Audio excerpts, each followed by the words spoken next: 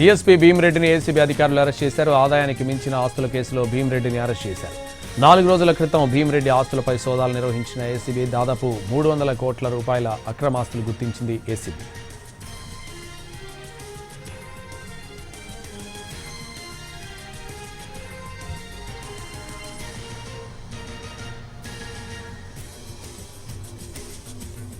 DSP భీమిరెడ్డిని ACB అధికారులు arrest చేశారు. ఆదాయానికి మించిన ఆస్తుల కేసులో భీమిరెడ్డిని అరెస్ట్ చేశారు. 4 రోజుల క్రితం భీమిరెడ్డి ఆస్తులపై సోదాలు నిర్వహించిన ఏసీబీ దాదాపు 300 కోట్ల రూపాయల అక్రమ ఆస్తులు గుర్తించింది. ఏసీబీ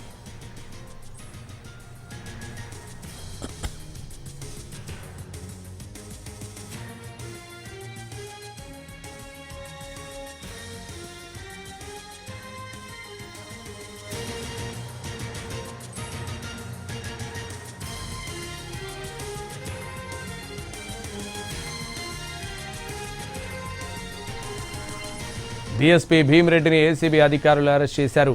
ఆదాయానికి మించిన ఆస్తుల కేసులో భీమిరెడ్డిని అరెస్ట్ చేశారు. 4 రోజుల క్రితం భీమిరెడ్డి ఆస్తులపై సోదాలు నిర్వహించారు ఏసీబీ అధికారులు. దాదాపు 300 కోట్ల అక్రమ ఆస్తులను గుర్తించారు.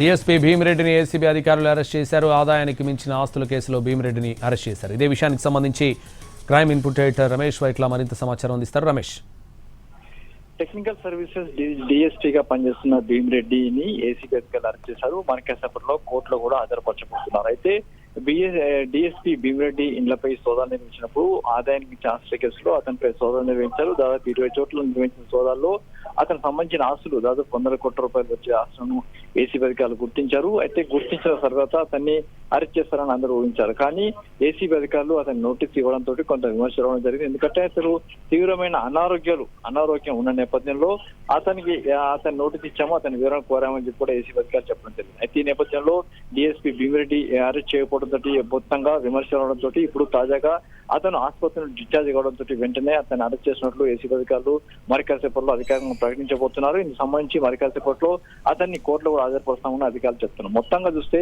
డిఎస్పీ భీమిరెడ్డిని అధికారులు అరెస్ట్ చేశారు. మరి కాసేపట్లో కోర్టులో కూడా హాజరుపరచబోతున్నారు. Right, thank you Ramesh.